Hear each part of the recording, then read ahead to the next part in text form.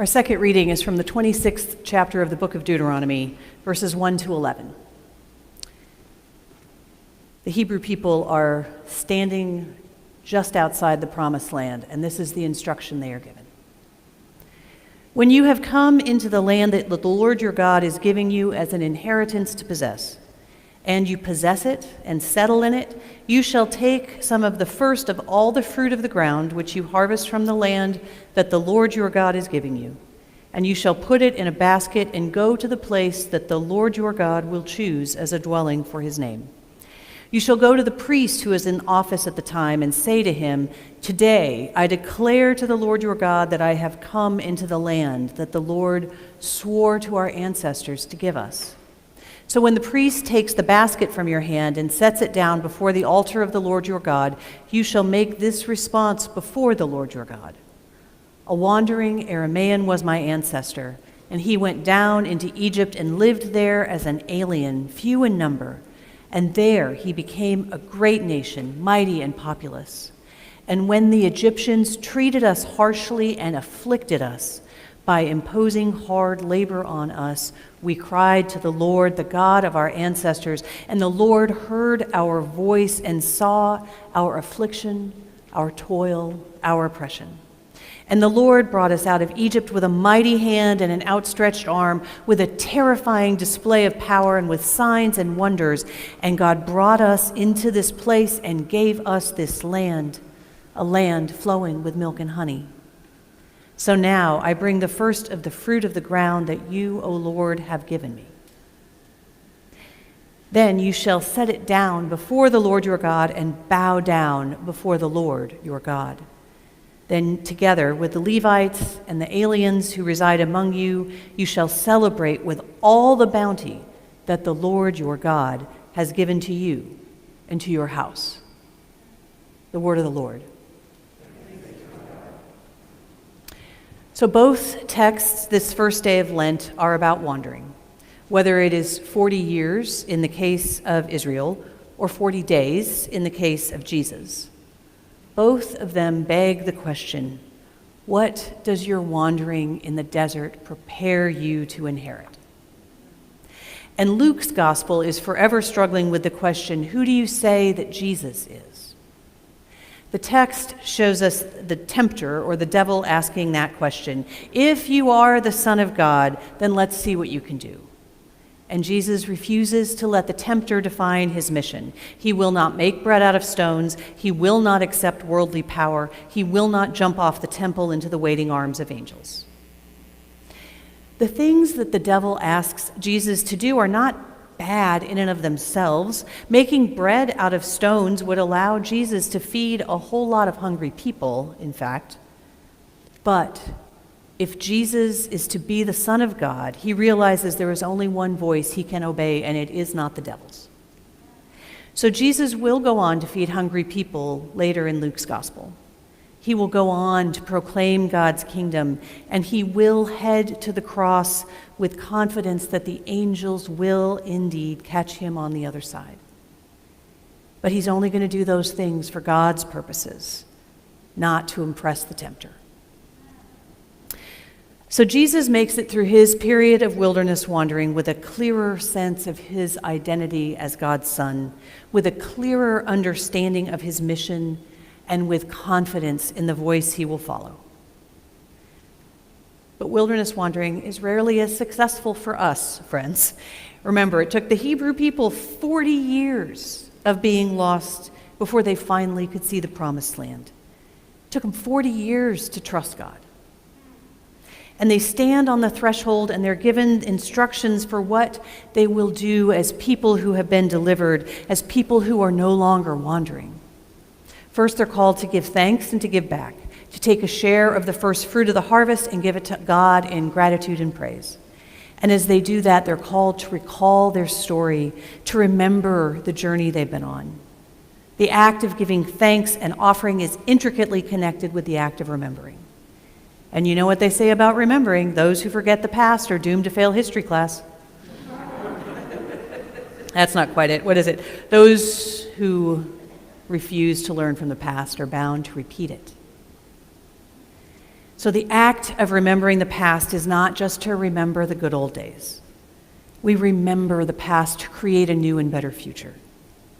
Remembering subverts the world of death and pain in which we often find ourselves by insisting that the God to whom we give our praise and thanks is not done with creation.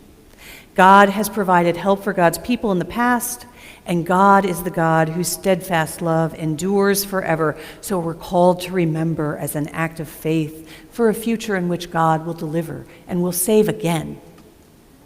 I spoke on Ash Wednesday about paying attention to how we tell the stories of our lives. This is a great illustration of how to do it. Listen to a part of it again. A wandering Aramaean was my ancestor, and he went down to Egypt, and he lived there as an alien, few in number, until they became a great and populous nation. Then the Egyptians treated us harshly and imposed hard labor on us, put us into slavery, and we called out to God. And God heard our voice and led us out of Egypt with a mighty hand and gave us this land with milk and honey. Do you hear what the Deuteronomist wants us to remember? A wandering Aramaean was our ancestor. That's Jacob. And the word wandering in Hebrew means that Jacob was wandering because he would not pull off the freeway and ask for directions, even though his 4 wives told him to do that.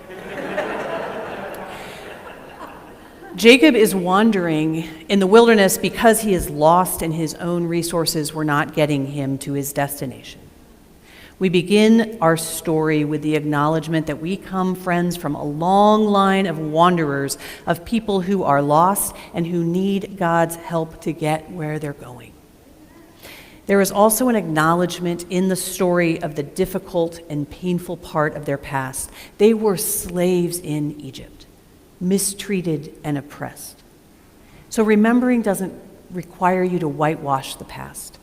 You're not called to erase the sadness and the loss. There's a reminder that the good old days are not uniformly good. But the story continues explaining the deliverance of the people by the mighty hand of God. So the moment of offering first fruits, the people are acknowledging that the faithfulness of God has brought them to this very moment in history, that they are where they are because of God's provision. And they have been given a land to possess, but the land is not theirs, it is still God's.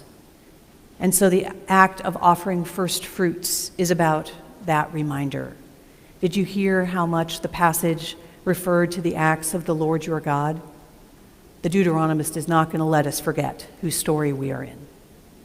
And we need those reminders because we look around at what we have, and our human tendency is to feel a deep pride about that. Look at this great land we possess. All this milk and honey, aren't we amazing? Right? The discipline of offering first fruits to God helps us to remember that pride in our successes won't get us to the promised land. Pride in our own success leaves us wandering. The other truth that goes along with first fruits is that you can't offer fruits of a harvest when you're wandering. You have to be settled to grow crops, to tend orchards. I mentioned last week in our congregational meeting that because of COVID and all it has wrought, I think we are still more in a wandering in the wilderness phase in our story than in the promised land. The truth, of course, is we're in both places. Calvary has deep roots in this community. We have a deep resource of people and money and faith to share. Compared to the experience of many other churches right now, we are absolutely a promised land church. Absolutely. And I think we have some wandering to do before we're done. So here's a question for us in Lent. How can we work on being settled, even if we're being settled into the continued existence of wilderness? I didn't even like to ask the question. How grounded and rooted can we be in our lives right now? COVID has been hard. Even for those of us who have come through it with jobs and health relatively intact, it has been a time of deep exhaustion.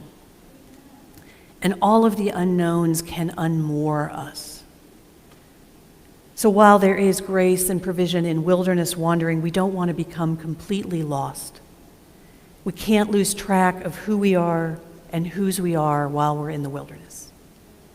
So how can we as individuals and as a community be settled enough to put down roots and clear weeds and rocks from our fields and nurture whatever plants we happen to see and water the crops and harvest the abundance we find? The end of our passage in Deuteronomy is about a community in celebration, about taking that abundant harvest in the land God has given them to possess and inherit, and then sharing it with their neighbors. There are two groups specified in the passage, the Levites and the aliens. And those are two groups that would not have had land of their own. The Levites would have been tending to the temple while other branches of the family had been given land to tend. And the foreigners may have been day laborers. They may have been working in the fields, but they didn't own the harvest. So there is a clear call in this text to care both for the Levites and for the aliens, for the people who weren't a part of the owning and of the harvest, right? They are also called into the celebration. It's for the community that we are given the land to inherit and possess. Not so that we can get rich and give $1 million bonuses, right? It's about the community. How are we making this land for the community? When Jesus was tempted in the wilderness, he had to know who he was and what he had been called to do and who he'd been called to care for. Otherwise, the voice of the tempter would have been very appealing. He wasn't going to set down roots in the wilderness, but he had to be rooted in himself to make it through the time in the desert.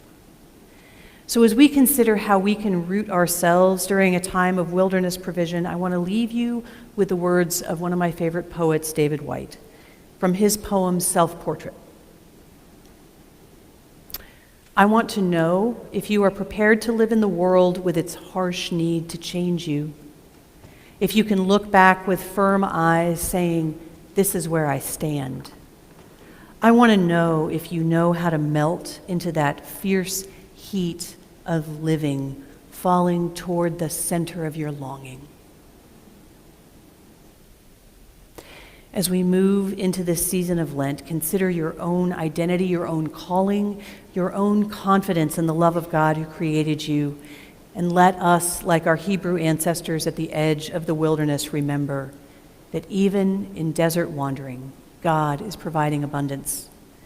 But friends, we can only accept abundance that allows us to be deeply rooted in ourselves if we trust in the one who made us and called us and is even now providing for us. So let us remember who we are. Let us remember whose we are. And let us work for the welfare of our community, for even here in the desert, there is abundant life. Amen.